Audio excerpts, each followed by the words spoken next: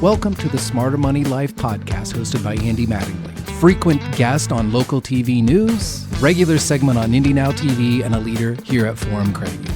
Forum's mission is to help members lead their financial dreams, and in today's podcast, we're going to cover a topic that will help you improve your financial life.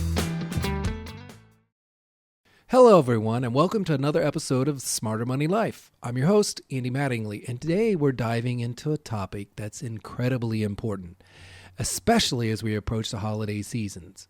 It's about holiday frauds and scams. And joining me this week is our AVP of Fraud, Sherry Jacobson. She's our Chief Fraud Detective and Prevention Specialist here at Forum. She knows more about fraud than anyone I know. Sherry, thanks for joining us. Now, the holiday season is supposed to be about a time of joy and giving, but unfortunately, it's also a prime time for fraudsters to target unsuspecting individuals. Gift card fraud, mail theft, all of those types of things. So we're going to explore some of the most prevalent scams that are happening right now. Sherry's going to share some tips on how we can protect ourselves and then discuss what to do if you do fall victim to this. Because, we all want to get through the holiday season and really all through the year. So let's get started. Sherry, what are some of the most common holiday and financial scams that people need to be aware of right now? Some of the most common holiday and financial scams people should be aware of include charity scams, phishing emails, gift card scams, fake online stores, fraudulent seasonal job offers, missed delivery notification scams. The missed delivery notification scams is real popular during the holiday right now because you'll get a text message claiming a package is undeliverable because of your address, and it wants you to click on the link, and you should not click on the link. And there's other scams like grandparent scams, romance scams, and fake contestants like you've won a prize scam. And it amps up during the holiday season to trick people into giving out your personal information or money. Yeah, and that's one of the things I think we want to make sure that we tell people. It's not all, like some people think it's just that it's a credit card. They're trying to get your credit card information, but a lot of times they're just trying to get some personal information from you, maybe even your bank account number or something like that. Now, you talked about a lot of the different types of scams that are going on. Now there's AI-powered scams. Now, what are some of the things we can do to protect ourselves from these types of frauds? First, I wanted to explain their fraudulent activity where criminals utilize artificial intelligence technology to create highly convincing fake identities. They'll manipulate the images, videos, and that's called deep fakes, and it generates realistic text or mimic your voice to deceive people into sharing your personal information or send money. Yeah, and one of the big places that I know this is happening is what you talked about is in the grandparent scams.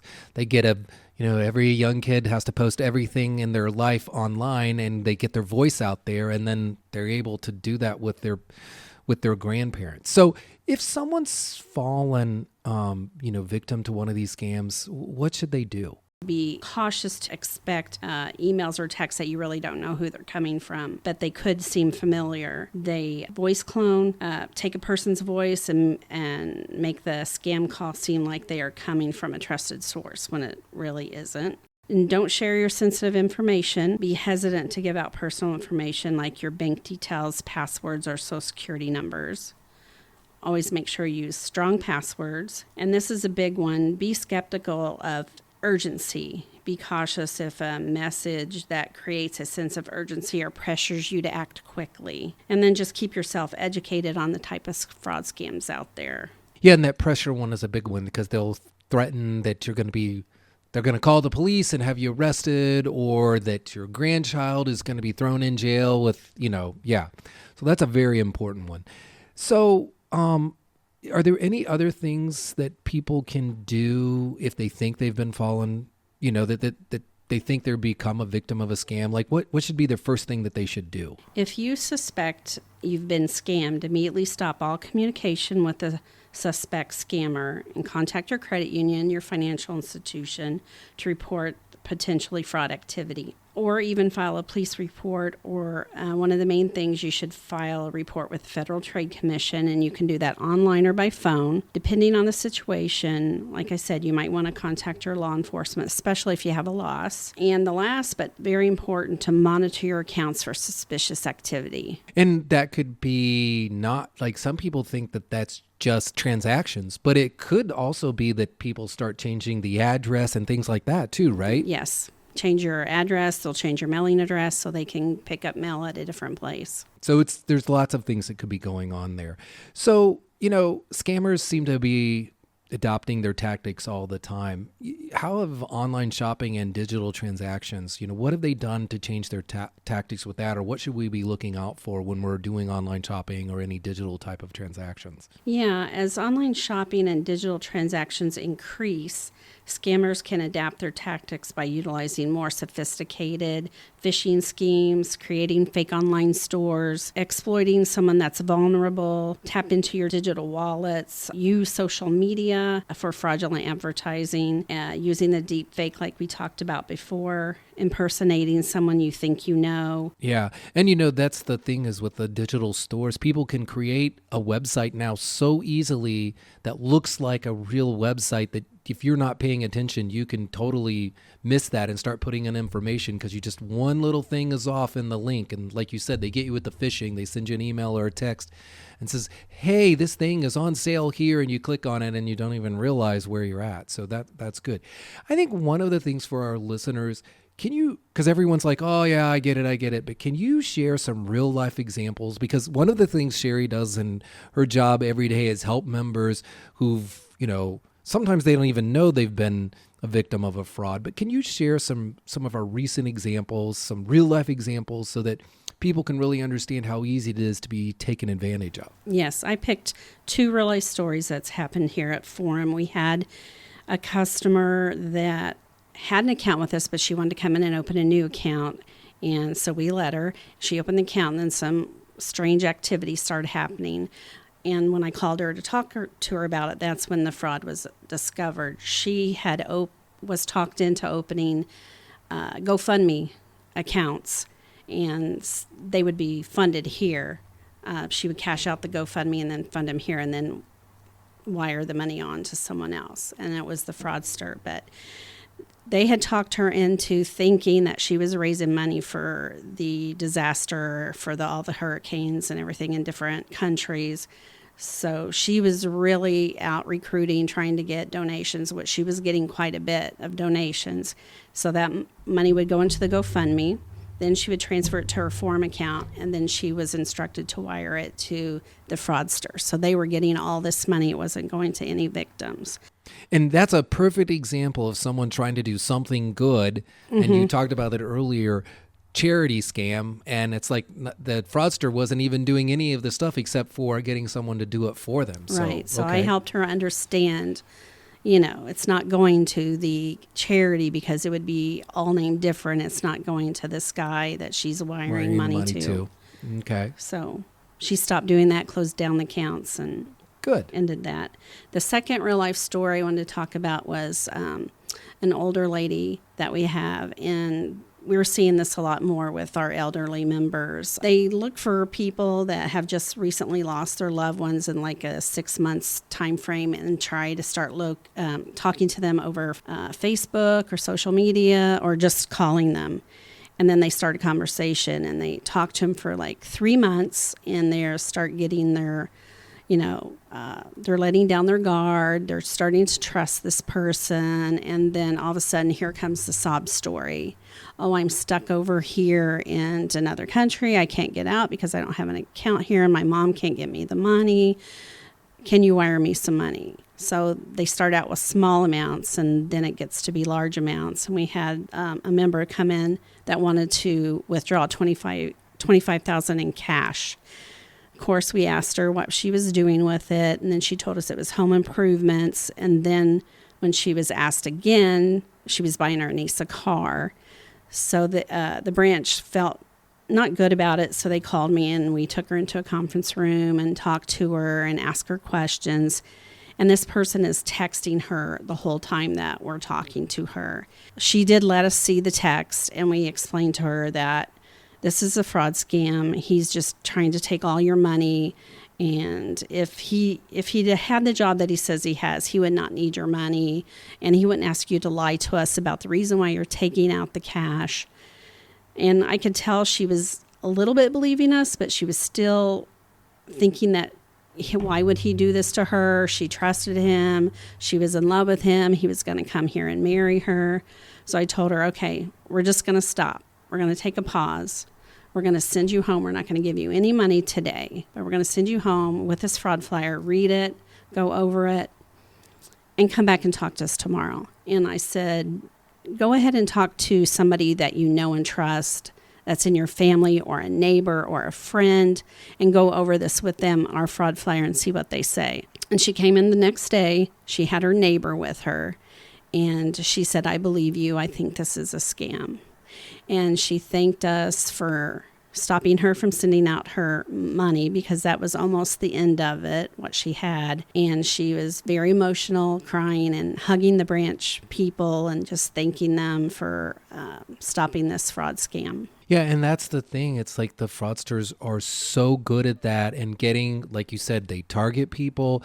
And then, it's hard to think that that's happened to you. And so those are two really good stories that people can see how that can happen. There's a lot of misconceptions about scams and fraud. So what are some of the things that people should be aware of, to kind of combat some of those misconceptions? Some common misconceptions about scams and frauds include believing that it's not going to happen to you, that you can always recover your lost money, and that scammers are easily identifiable, and that the banks will always protect you from your fraud and help you get your money back, which we do, but sometimes it doesn't work out. And providing information over the phone is sometimes necessary for verifying your identity, but in reality, legitimate businesses like credit unions, banks, they rarely ask for sensitive information over the phone because we already have that information. So we would never ask for a password, a user ID, or anything like that. Yeah, and that's a great thing, because we know we've had some members, and we've heard other financial institutions the same thing, that people are spoofing the number, like what you just said there, and you think you're talking to them, and they always seem to call at a time when they know people are going home, or it's on Halloween, or it's on Thanksgiving, and they try to tell you have fraud on your card, and they're going to help you, and then they spend 3 hours on the phone with you. Right. Just for all the listeners, if you have fraud on your card, you're probably going to know it before the financial institution, but we're not going to call and spend 4 hours with you, because we can take care of it in like 1 minute, and we have all the information we need to do. We just need to confirm with you. Correct. With those transactions. And so people know sort of how it works, but then the fraudsters also know how it works, and so that's how they get them sucked in. So one of the things you said earlier, and I think is very important, and I think it's, it's like, how can you stay informed about the latest scams and frauds? Because I think if you know what's going on, you're less likely to become a victim of it. Mm-hmm. The best ways to stay informed include following reliable news sources and subscribing to scam alerts, putting alerts on your online banking, pay attention to newsletters, and stay connected with your local law enforcement. The more you know, the better prepared you'll be to identify and avoid scams. Just think before sharing your personal information. Yeah, that's really important. And the other thing is, and you said this earlier, how they always try to get you to make a quick decision, and it's always like, okay, yeah, slow down. Slow down. And then the other thing is, if it's too good to be true, it probably isn't. Right. And I think the last thing is, and this is the one that people always have the most difficulty with, is they want to trust everyone. And you can trust everyone, but you need to verify, right? So someone calls you and says there's fraud on your account. You say, okay, I'll take care of it. And you hang up and you call the number that you know, and that's the way that you can verify those things. So I think that's kind of important. So this is kind of my last question, and then we can see if you have anything else. But are there any resources available for victims of scam? And like you talked a little bit about how to report fraud, but walk someone through, if it happens to them, what should they do, and those types of things. If you've been a victim of a scam, you can seek help and report fraud by contacting the Federal Trade Commission. By phone, that number's 1-877-382-5555. 4357, or you can contact them online through their complaint system. And this is primarily agency to report most types of scams, including identity theft, online fraud, telemarketing scams, and then also report to your local police department to file a report depending on the type of scams. If you have identity theft, I always recommend that you report that to the police just to have it on record.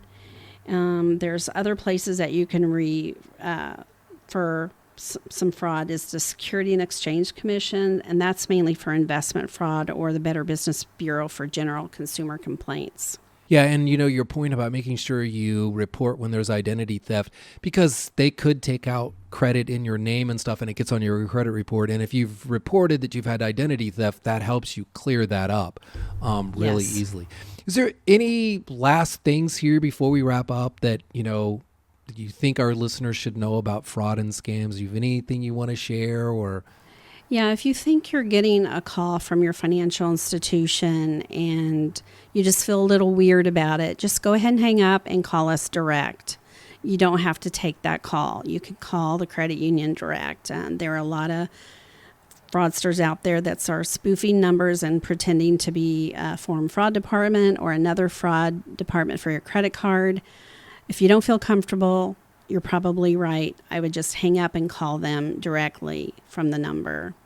That's great advice, Sherry. Sherry, thank you so much for joining us today. I know it's the holidays and people probably thought there was going to be some fun holiday edition, but this is really important, and I really appreciate your time today because we want everyone to make good choices and not to become a victim of fraud.